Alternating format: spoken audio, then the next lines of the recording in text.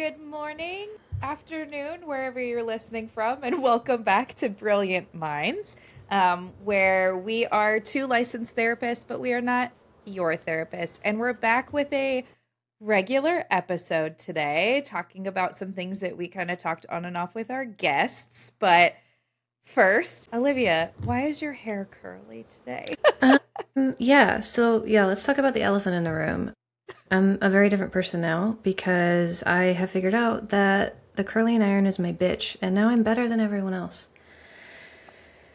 So, I just want to get you all updated on that. I figured out how I my love curling this. iron works after, I don't know, years of having it. I committed about 2 weeks of trying the heatless curls. I would like to call them loveless curls because I don't know how other people get their hair curly from them. Out of the 6 different times I tried, only one of them worked, and I have no idea why it worked over the other times I did it.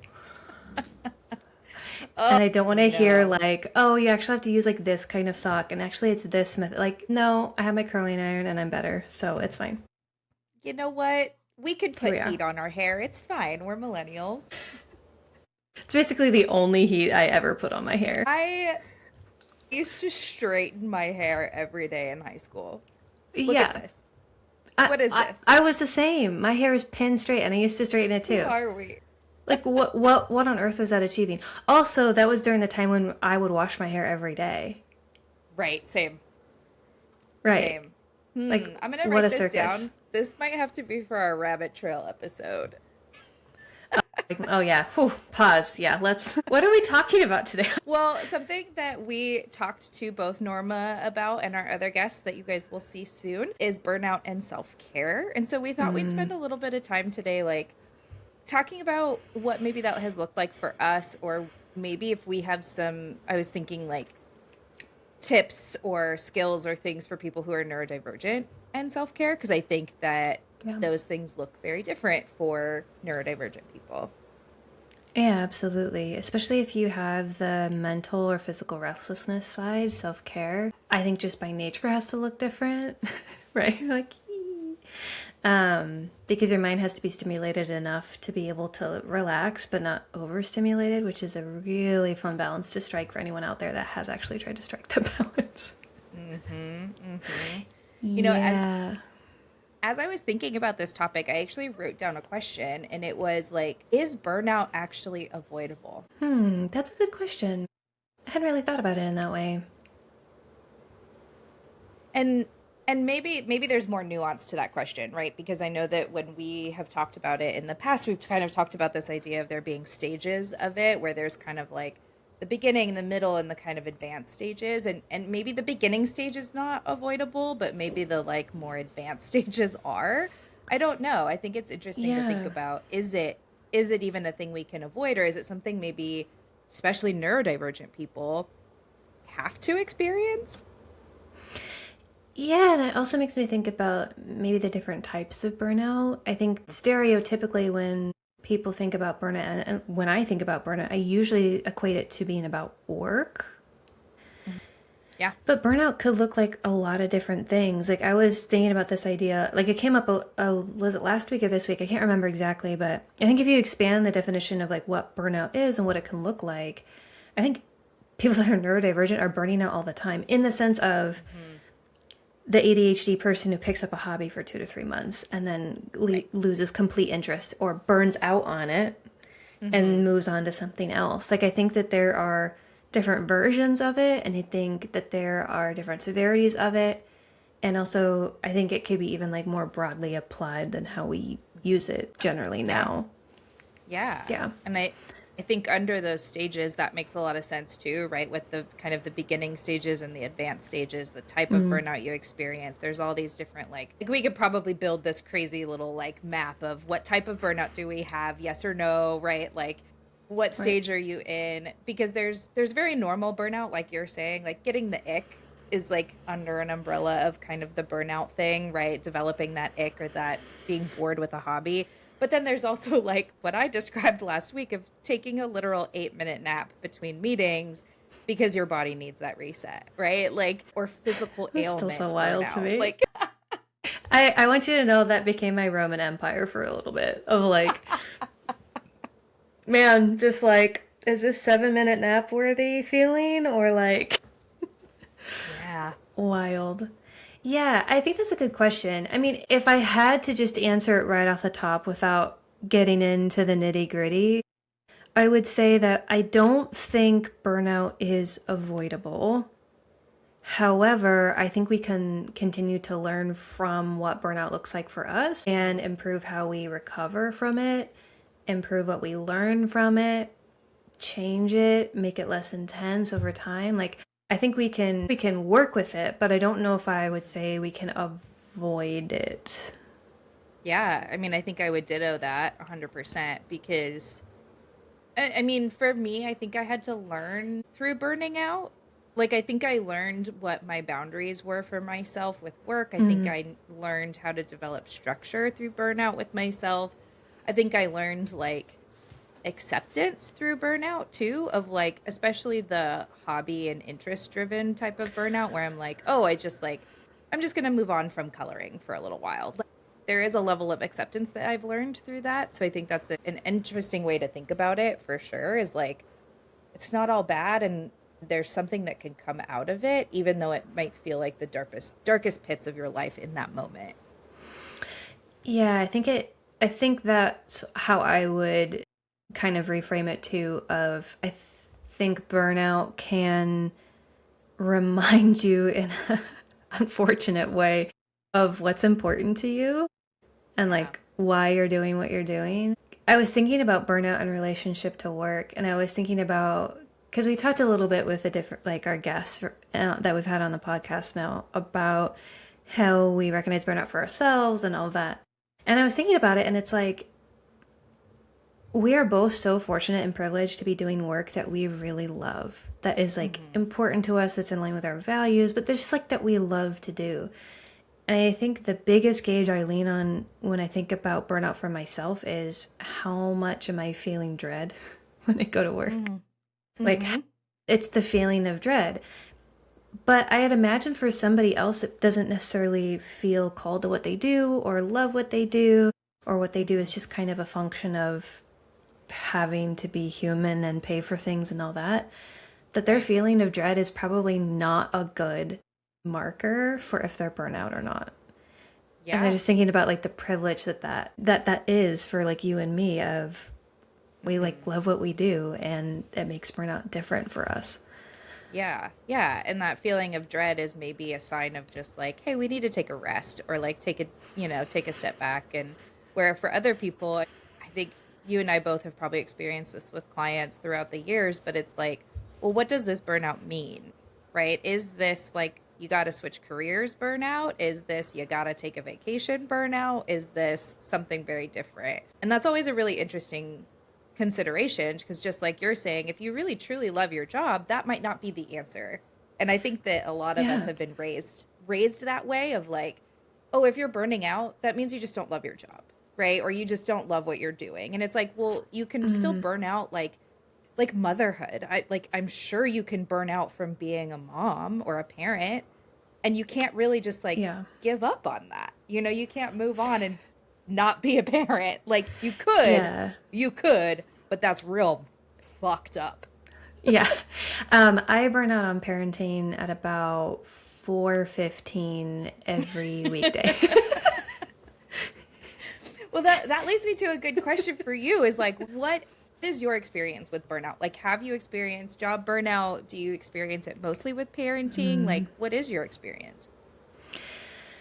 Yeah, I feel like my experiences of burnout and work are, I think at the end of the day, like they're not that bad. Like when I was Okay. in it, I definitely, like, so my first job in nonprofit, I was definitely feeling more burnt out. I was having a lot more like dread, um, and the structure that I was in, it wasn't the work. I loved the work. Hmm. But the structure that I was in like really weighed on my mind after I got home. And Hmm. generally, I would say like once I'm done with work, I don't really think about work. Like an occasional Yeah. thought here and there, fine. but like the frustrations of work really continued to build and like spill over into other parts of my life where I felt like I needed to process a lot of it. Which I think it's fine to process your feelings, but once it gets to a certain point, it's like, okay, well, clearly there's something off. So Right. I think that's what my burnout looked like then. And then burnout in my old job, I definitely think it was just like, I don't know. You know the saying like that the road to hell is like paved with good intentions. Mm-hmm. And to me, that kind of elicits this idea of like a slow burn, which is Yeah. I don't think I recognized that I was burnout in my old job Mm-hmm. because I did take things on and I was it was very voluntary and I cared about it. Right. Good intentions, right? Mm-hmm. And it wasn't until I stepped away that it was like, oh, yeah, like I wasn't taking as good of care of myself in like a professional way as I should have. Like we talked about in the podcast before, like taking lunches or like blocking off times for myself. Like I didn't really realize it until talking about it now of how much my frustrations with work, I would need to process it outside of work. Mm-hmm. And I think that's another like big sign for me. But in terms Yeah. of parenting, I don't feel like I experience really huge feelings of burnout, but I definitely experience these like tiny like episodes of burnout of just like again, about Mm-hmm. 4:15 every day when I'm making dinner and then usually making a separate dinner for my child and Yeah. the dogs want to play because everyone's in the house now and everyone's done with work and home. So they're more Mm-hmm. like barky or intent.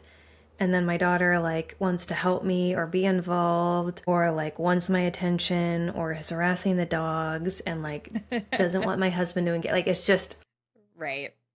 it's Yeah. yeah, 4:15 to 5 just like nobody talked to me. That makes sense. That makes sense. There's like Yeah. a your body's reached the limit, right? And you're just like, Yeah. nope, no more gas. I'm literally burning out the tank and like I'm dead. Yeah. I mean, Um yeah.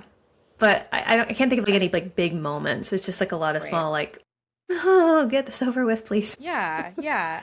And, to gas you up a little bit, something that I've noticed with you from like, well, and some background here, if any of you guys don't know, Olivia and I were co-directors at our last job together and have been through the trenches at this job. And that is why we are where we are now. And what I've noticed is like, I've seen, and granted, we've spent so much more time together, but I've seen so much more of you come out in your work and like so Mm. much more joy kind of coming back about being excited to work with clients and being excited to work with supervisees. And I think I've seen that within myself too, switching from our job to where we are now and our old job Yeah. to this new business is this the joy is coming back. There's moments of waking up and being like, "Oh, I really don't want to work today." And I think we talk about that every once in a while.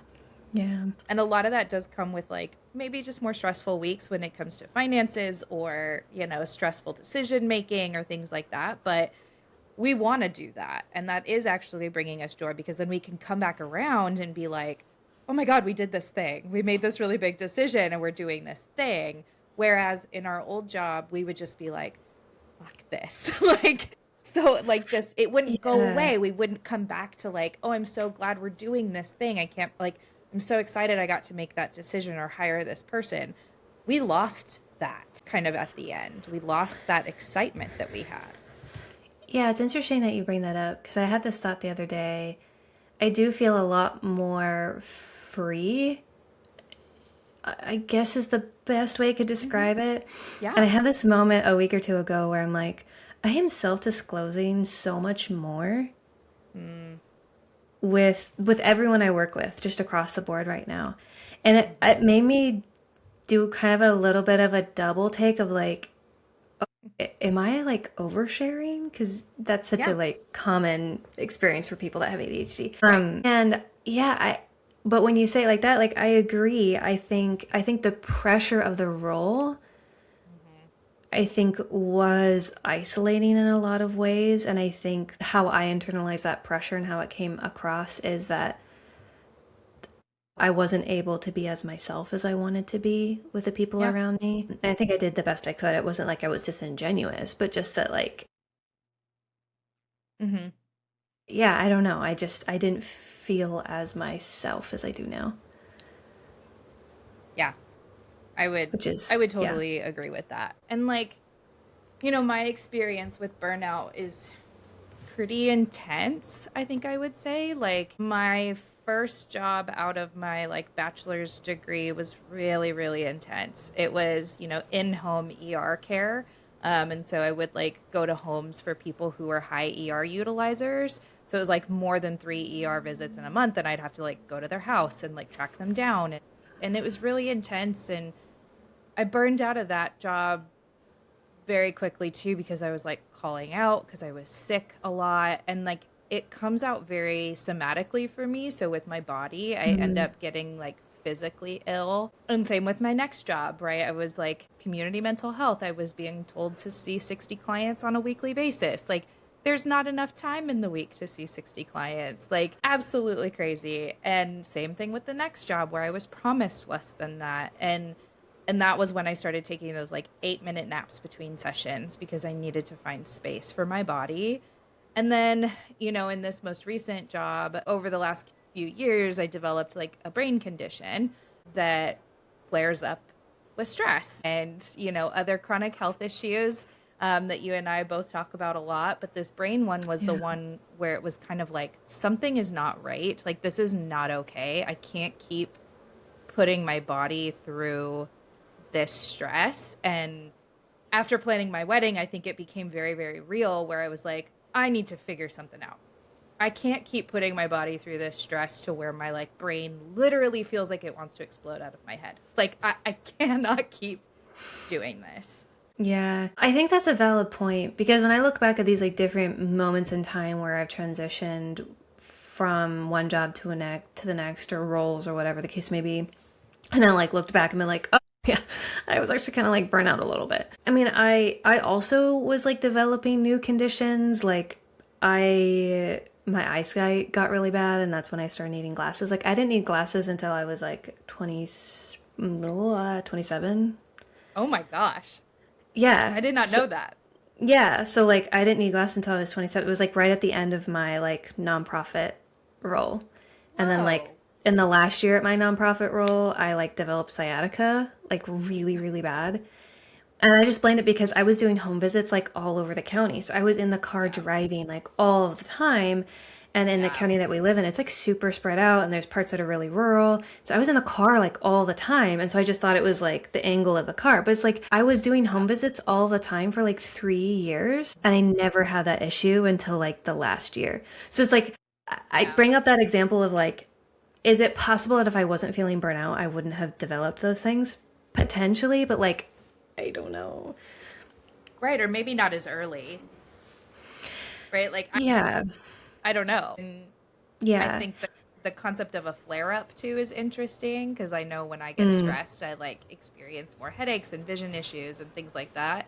But it is like, would I have still had this experience? I don't know. And maybe that's kind of Yeah. where I loop back around to.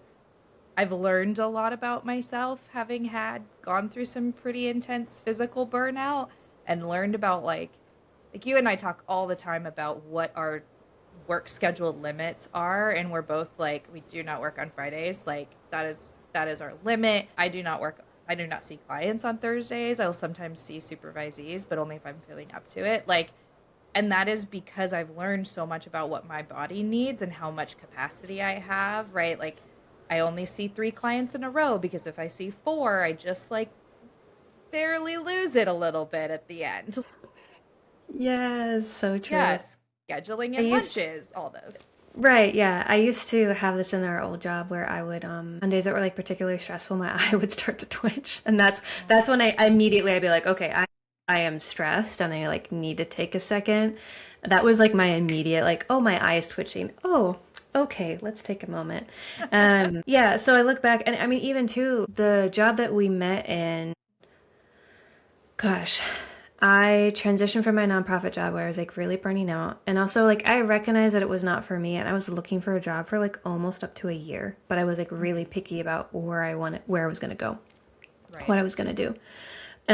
So I was 2 months into the job and I got pregnant after like years and years and years of trying. And so I bring that up not because I want to hear from people of like, see, you just need to like manage your stress and then it'll just like happen. You'll just get pregnant because you manage your stress. Do not say that to anyone trying to have a child. Literally Yeah. do anything else instead. Like I will scoop out your eyeballs with a fork. Yeah. If you say that to me, like it's so fresh. So I bring it up not because I think that that was the ticket. I was like, oh, I was just Right. like less stressed and now all of a sudden I'm pregnant after years. No, Right. I don't think that's the case. However, I don't think it hurt either. Mm-hmm. So Yeah. No, I think that from makes pregnancy total to eye sense. twitch. Yeah. Yeah. Well, and then around that time, COVID started too. So, like, there was a little bit of that, but then also we went back into weird, Yeah. stressful world time. Yeah, so it's not exactly like it was a stress-free time, but Yeah. like from a work sense, it was significantly improved. Definitely Yeah. better. Yeah. Oh, for sure.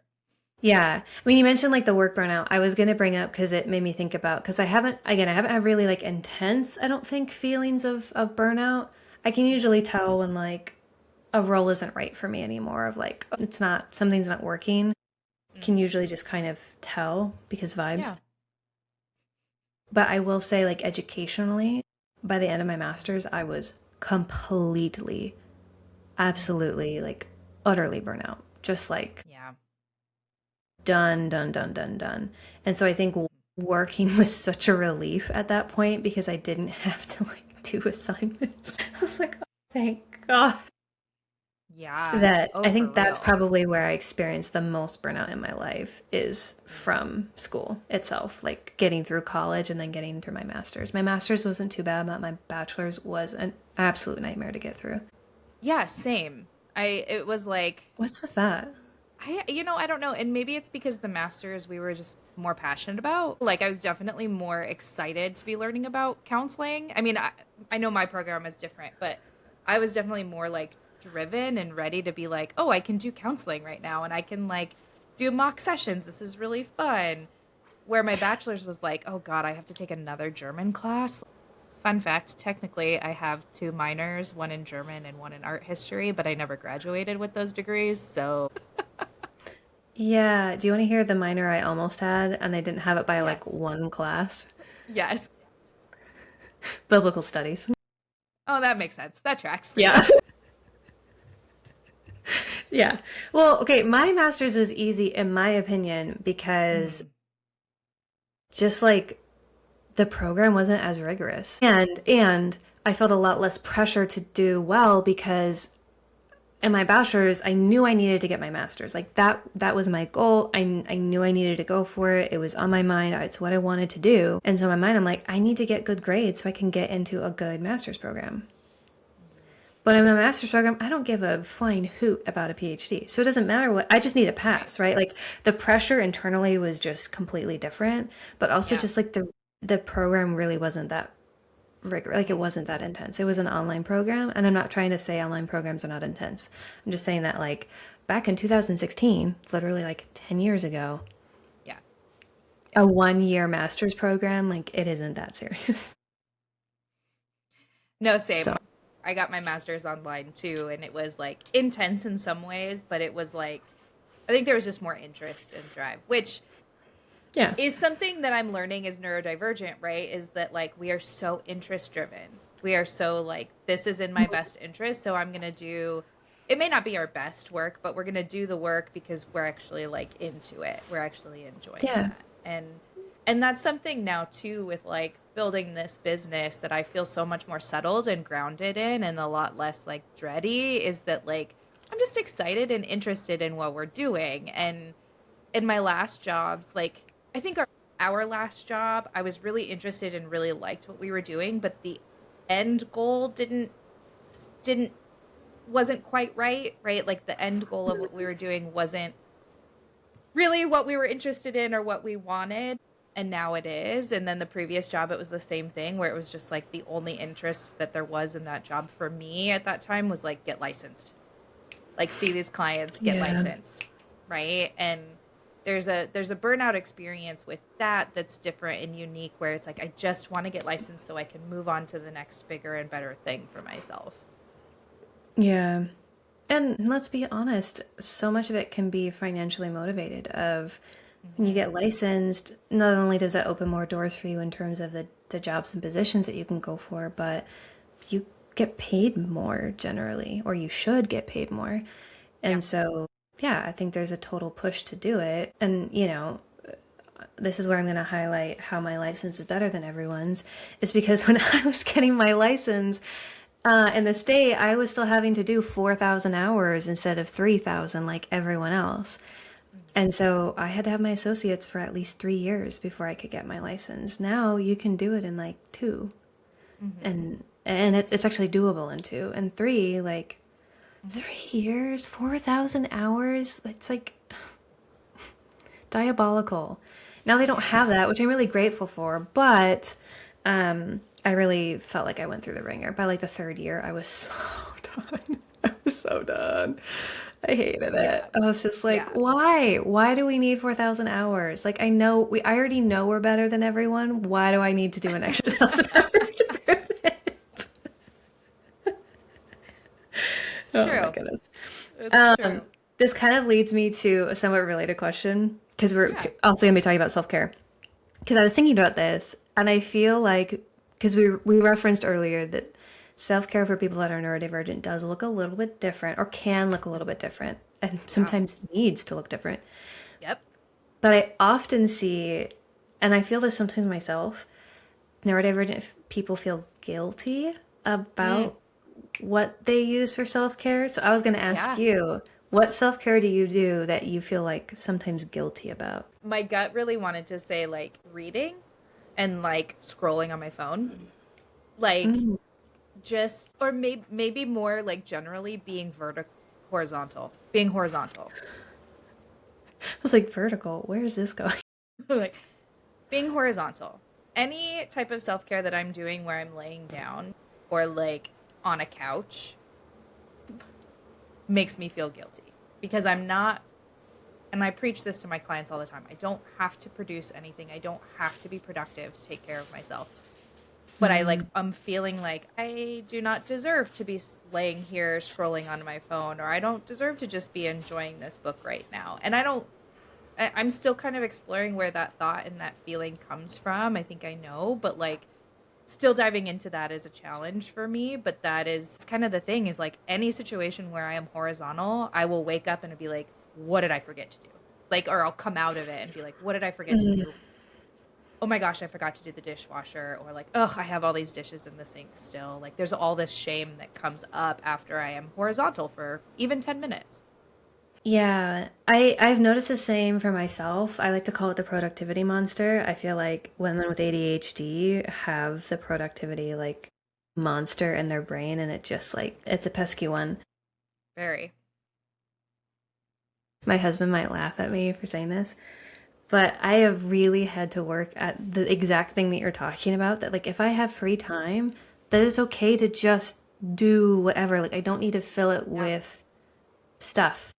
truly. And you've been to my house, so you know that generally, if I have free time, if I'm not really intentional about it, I will clean Hmm. because I like a clean house. And when things are not in their place, it bugs me. And I organize and I clean, and it just turns into this like ADHD Hmm. little like powerhouse. Like Yeah. I am the mitochondria, I am the powerhouse of like the cell, just like pew, pew, pew, pew, pew, pew, pew.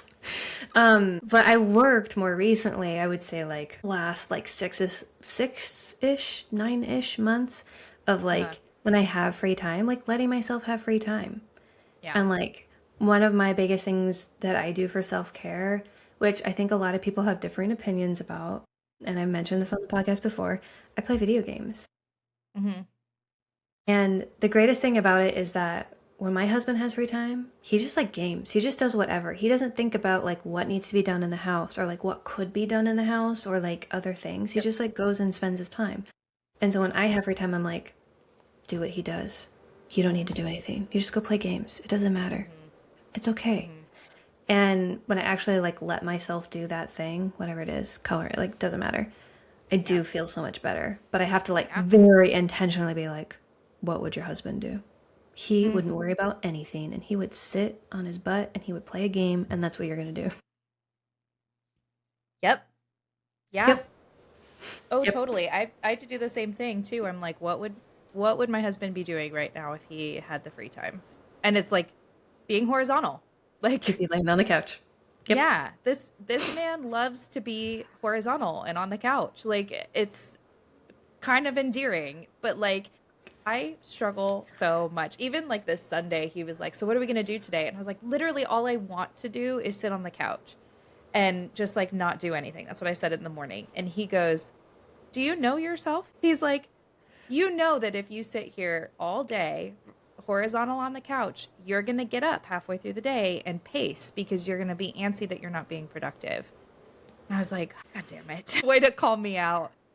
You're like, I love being known, but I actually really hate it too. Right.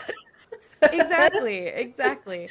And I was like, I That's know funny. that, but I need the practice in order to be horizontal. Like I want to be able to be horizontal and I want to be able to do it. And we ended up like compromising and being like, okay, well, we'll be horizontal for half the day and then the other half the day we'll go out and get some sunshine. Like Mm. and that's what we did and it ended up feeling pretty good. I was tired, but like sometimes I need to be tired in order to allow myself to be horizontal.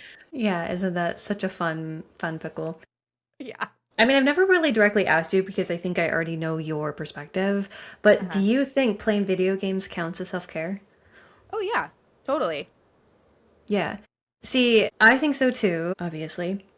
Hmm. And I think that is the self-care that feels like the most guilty for me, or Mm, like I feel the weirdest about. mm, I think that's like for a wide variety of reasons where it's like it's not inherently productive necessarily, so that's like part of it internally that like the productivity monster does not like and like right. beats the drum against. But I think the other piece is that like socially, like spending your free time playing video games is like it's Hmm. coming around, but generally socially it's like poo-pooed. Like it's like, oh, like that's what you're like that's how you're gonna spend your time. Like, are you a child? And I'm like, maybe. But then why is that okay for men? But the thing is I don't think it's like as acceptable for them either. Like I think it's like across That's the true. board. It's like not as acceptable as an adult to spend your free Hmm. time playing a video game. And Right. I'm not really sure why. Like I think playing video games have been weaponized in like Hmm. really unfortunate ways. Yeah. Because the other thing is like I play pretty violent video games. Like they're not Right. it's not It's not like Mario Kart. yeah, it's not like having a farm and taking care of it. Like, Right. no. I'm like playing multiplayer and like trying to like squash some people. Like it's like it's pretty violent. And I think that's the other Right. thing is like that genre of video game generally gets an even worser like bad Hmm. rap. Yeah. And so that I feel like is the self-care that I feel the most guilty about is Hmm. like I'm a therapist who plays violent video games in my like spare time. And I think it's self-care. I mean, I maybe this is a topic for another day, is this like productivity monster, but also like maybe video games and mental health and stuff. It'd be really interesting to deep dive with you on that because I Mm, totally disagree with the whole like violent video games creates violent create violent. people Oh, totally. trope. Like, and I won't dive into that too deep, but I've like pissed off some parents with that with my like teenage clients because I'm like, if this is literally supporting your child or you as an adult's needs, like why are we poo-pooing it, right? Why are we doing that? How is playing a violent video game any different than reading smut, right? Like the brain firings Right. that you're probably getting is the same. Like Right. Oh, yo, yeah, I completely agree. We could do a total like maybe like a mini episode or just like another episode about that. But Mhm. yeah, the other self-care that I think about for myself, and I think this is the balance that we were talking about with neurodivergent people doing Yeah. self-care, is that like some things work for different times. Is that a lotus? No, it's a straight Red Bull. That's the color of a straight Red Bull? Yep, this is what a Red Bull looks like. Wow, I've either drank it out of a can or it's been like with other flavors, so I never realized that was the I didn't want to sit here with like a Red Bull can and be like Who cares? This looks prettier right now. It also looks like the like perfect ADHD like glass, which is like it's like a really gentle rim, but it's thicker glass. That's real. That is so real. I mean, I have that. I only have this. I have this on my list for our rabbit trail episode. So Okay, let's not talk about it. So for instance, what I mean by that is like getting back to the self-care thing is I really love baking, but I don't necessarily like baking just for myself because usually when you bake, it's not like you're baking like a singular thing, right? It's like right, you enough bake a to batch. feed. Yeah. Yeah, right. Like you're making a cake. It's not like a mug cake. Get out of here. So part of it is that like I'm not going to bake if it's just usually for me. And I really like baking and it can feel maybe like more overstimulating depending on the like circumstance in which I'm baking it, if that makes sense. So like sometimes it's self-care or like Yeah. trying a new recipe. Like I love to do that and I think that is a version of self-care for me. But if that recipe doesn't go well, then it's not self-care. Yeah. Or like even just like the capacity to try a new recipe. I was just gonna say, do you like have to kind of measure out for yourself, what do I have the capacity to do today? Like, do I need to just Right. bake to feel better, or do I need to bake to like explore something Produce new? the And do I thing. have, yeah, and Yeah. do I have the capacity to be frustrated with that right now? Which I will say is like one of those advanced neurodivergent things in a way. And I think we probably do that because we're therapists. But so anybody that's neurodivergent and wants to know more about your self care, evaluate what capacity you have for the self care activity you are about to engage in. Yes, absolutely. Yeah. Because like baking is one of those things that I love. And like I think both of us really have a pretty good habit, but also like really recognize how helpful it is for us of just like exercising and being active. Yeah. Like I think no matter how much capacity I think I have, exercising always helps me Yeah. as a self-care Yeah. thing. And it feels like really gross and like influencery to say, oh, just like exercise and that's my self-care. Right. Lifting weights, like I just bicep curl and I feel better. It's like, Well, I think what you're touching on is this other idea of self-care of like there is intentional day-to-day self-care, like mm-hmm. taking care of yourself and doing the things that you need to survive. And then there's the other type of self-care that's like, oh, I'm really tired today. I just need to like lay on the couch, or like I need to do something that brings me joy because I've had a really stressful week. Like I think society and especially social media has framed self-care in particular as like, oh, we got to go to the spa and get a facial or get our nails done. And that's like that is self-care. That can be self-care, but also self-care is showering, feeding yourself breakfast, lunch, and dinner, working out, right? Like taking care Drinking of your water. body, drinking Yeah. water, which Yeah, I'm not exactly. good at doing. This is Also, actually a liquid IV. Thank you very much. I have a general bone to pick with the idea that getting your nails done is self-care because you cannot sit here and tell me that sitting in an uncomfortable chair where you have to like lean forward to have your nails done and you can't really do anything else because you get enough questions asked that you can't really like do anything except stare at the other people that are also getting their nails done. And then the stress of like making sure you understand the person and the questions that they're asking. And then you also have this like continued dilemma of is what they did actually what I like and do Yeah, I need to ask them to do something that. different? Tell Yeah. me how that is self-care. Like I've gone through phases where I've gotten my nails done, but in no way would I call it taking care of myself. Yeah. Yeah. I Nightmare. would agree with that. It does feel like a chore. And Yes. like rather than like because there's another classification. Some chores are done to be self-care, like taking a shower, but that is a chore that you're choosing to do. Well, I also hope you're choosing to take a shower, but yes. I mean, Yeah. Like another good example of this is like not I mean more related to self-care, not an example of like what people think is self-care and then like is actually a personal hell. right. Um I had a long couple of days with my little one, and like so flipping tired. But because I had been with her majority of the time, she just like out of proximity wanted me for all of the things. Right. And by Sunday, I was just like, listen, I've been feeling the impulse to go shop. I'm going to go do that. I'm going to Target. Not anything for anything really specific, except for a soap dispenser because my daughter broke her third soap dispenser. And do you know how So many hard? Okay. questions. Do you know how hard it is to find a not glass soap dispenser? Really hard. Anyways, moving on. And so I was like, I'm going to go shopping. I'm going to go shopping by myself and I'm going to let Target and TJ Maxx tell me what to buy. And like to Oh, me, that was like perfect self-care. that's like But peak self-care. but I also recognize that like sometimes going out, not what I want to do. Sometimes going Right. out to a store on a weekend when there's a bunch of other people, also not what I want to do. Hmm. And sometimes going out to a store without a goal in mind is also sometimes not what I want to do. And Yeah. so it's another like example of what do I actually want to, like what do I want to do and have the capacity for in this moment? And it was glorious. Yeah.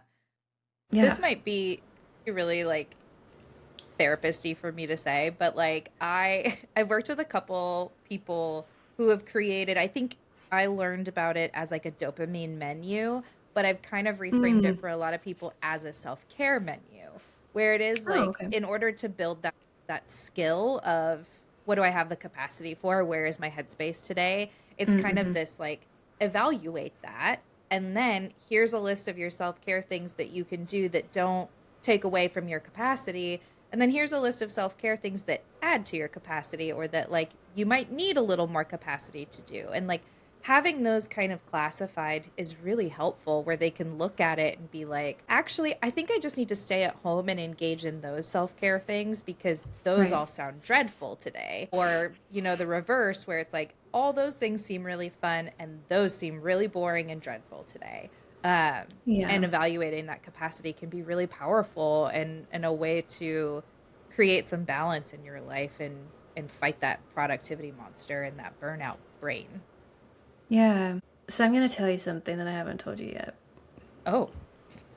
It's a surprise, Oh no. but Okay. I'm going to tell you now instead of when I was originally planning to tell you. Oh, okay. It's not that serious. It's not that serious. Okay. So I made jokes about this a lot on the podcast, the specific thing I'm about to say. But generally, what I've been trying to be better about is when I am like interested in something, is to be like, oh, like I'm interested in that, like want to know more. And instead of logging it away, like trying to be better about actually doing something about that and feeding my curiosity a little bit more.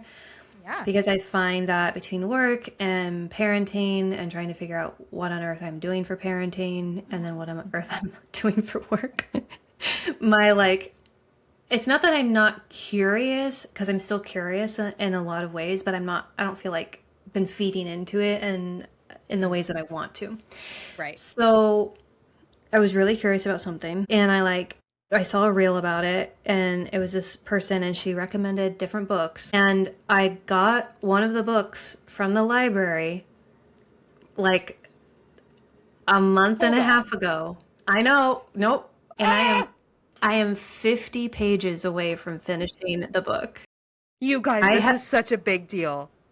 I know. I have not read a book for fun or like pleasure or just like a pure interest in a topic probably since I read a Nancy Drew book when I was like 8, 10.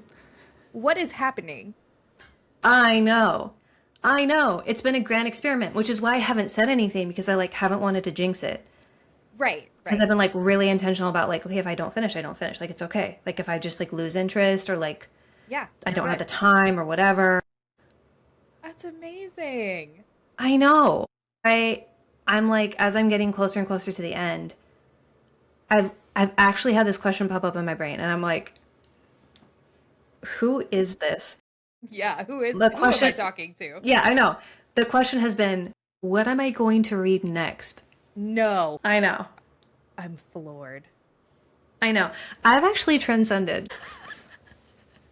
You're telling me. Yeah, I know. I know. And I actually already tried to answer that question because I like Yeah, I know. I like tried, there was a couple of books that like looked interesting. I tried to find them through the library and they're not available, so I was Mhm. kind of bummed. But like Yeah. I actually like potentially had a next book to read. I know. Okay, I'm gonna feed into my curiosity. What was the book, or what is the book that you're almost done with? This is such a weird thing to say out loud. It's not smut. It's not smut. I mean, have you seen my bookshelf? I don't need to see it. I kind of Yeah. already know. I'll have to share one with you later. Yeah.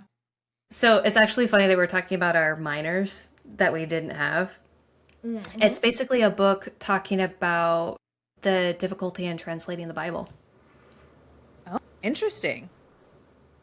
And I just found that really interesting because I don't really know like anything about that topic, but also just like generally about translation. Like it talks a lot about Mhm. just translation over time in history with like different works and different things and like cultural Wow. implications and like social implications and Yeah.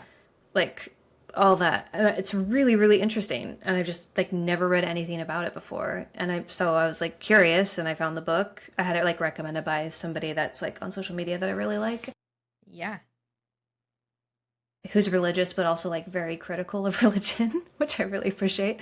And so like Yeah. I kind of trusted her opinion and I've been reading the book and yeah, it's super interesting. Wow. Olivia reading a book and learning. You didn't have to add learning. What a roast. Wow. I mean, that's fair. That's fair. But yeah, I was gonna like not tell you until I had like finished it Yeah. to be like really have broken the curse. Yeah. But I'm like 50 pages away, so like I legitimately like think I'm gonna finish it. Like I'm right there. Yeah. 50 pages is not that far away from done. So Yeah. Yeah, I I know. love that. I Yay. know. I know I'm Exploring new doing it. things.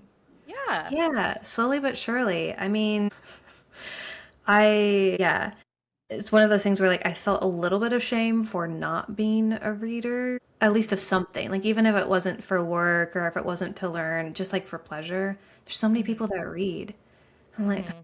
it's not that I can't, but I mean, I only became a reader last year. Like last year was my first year reading, and I started it because being on my phone was starting to like really hurt my head, and I was like, I need to do mm, something. And I have two very, very bookish friends who read like 100 books a year. It's insane. It's wild. And I will probably never get to their level, but like I just asked each one of them to send me a book, and they like literally sent me a book, and it was nice to just be given something that was a surprise and to learn something new. That's been my kind of new self-care for myself, is like mm, taking a break from screens and sounds and kind of immersing myself in that. And it feels good. And I know too, like I'm not putting pressure on myself to read again. Like if I burn out from reading, that's fine. Like right, yeah. Yeah, totally. And I think there's like too a lot of other things motivating for me of I want my daughter to see that I read, Mhm. that like that is something that can be done. And it was funny because she asked me the other day, she's almost 5, and she came out in the morning because I read in the morning before she wakes up. Yeah. So when she wakes up, I kind of like I show that I'm reading and then I like put it to the side on the Mhm. table. And she was like, "Are you reading this?" And I was like, "Yeah." She goes, "But you're not saying it out loud." And I Oh. was like, "Oh, yeah, I'm reading it in my mind." She goes, "What?" Oh. And so then this morning when she saw me, she goes, "Are the words in your brain right now, mommy?" And I was like, "Yeah, I'm like reading it to myself. I can read the That's words in amazing. my mind." She goes, "Oh, yeah, okay." I love that. It's like teaching her that a superpower in a way. That's so cool. Yeah. I love that you're bringing that up too, because it just reminds me. I've said this to parents before of like how important it is to show self-care to your children. Mm-hmm. Yeah. Like that is something that I really want to do if we have a family down the line, is to make sure that like I'm showing my future family that I'm going to the gym, that I'm taking care of myself, that I Yeah. like will engage in things for me. And when I do couples therapy with people who have kids too, it's like show that you're going out on dates. Like if you want to do that, go do stuff together, take care of yourself, because it is we need to teach this next generation that it is okay to take care of yourself, to do things that bring you joy, to enjoy video games, to Right. read a book, or to immerse yourself in something beautiful. And like, I'm so passionate about moving that forward and changing that narrative that we have, and like especially the one that we've lived in of be productive and want Yeah. to try to teach the fact that burnout's going to exist, but if you can maintain your self-care and learn how to do that, that you can move through burnout effectively and without having a greater impact or scars left on your body. Yeah. Yeah, it's so true. I mean, that's why not all the time, but I am very intentional about exercising when my daughter's around so that she sees me exercising. I mean, that's for a large variety of reasons, which I could get into at another time. I want her to see that I'm reading, and generally when I play video games is when she's unconscious. However, she does see that we play video games, and I think it's really important for a variety of reasons because I think she needs to see that we can engage in something as like interesting or fun as video games and be able to pause and stop. Mm-hmm. And also like find healthy ways to engage in those video games, right? Like obviously Yeah. I'm playing fairly violent video games, like they're more like FPS based, but I'm not saying that like, oh, First it's person my shooter people. yeah, sorry. But I'm not saying like, oh yeah, I'm like killing the bad guys. I'm just like, oh, it's my team against the red team, right? Like Mm-hmm. changing some of the like we don't even say shoot, we say pew, which is I think is hilarious because she'll be like, "Mommy, Yeah. you need to pew better." And I'm like, "Yeah, girl, I know." Yeah.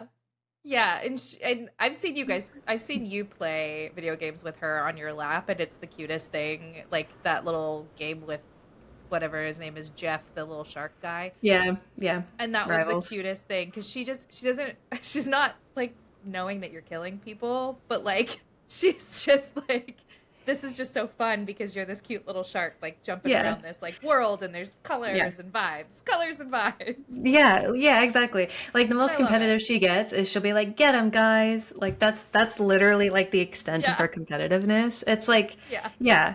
And so I think again, it's like you said, it's important for your kids to see you taking care of yourself in like variety of ways. Because yeah, whenever I go and like do my own thing, like when I went shopping, my daughter was like, "By yourself?" And I was like, "Yeah, girl, love you, but bye. I need a Love you moment. so much, but see you later."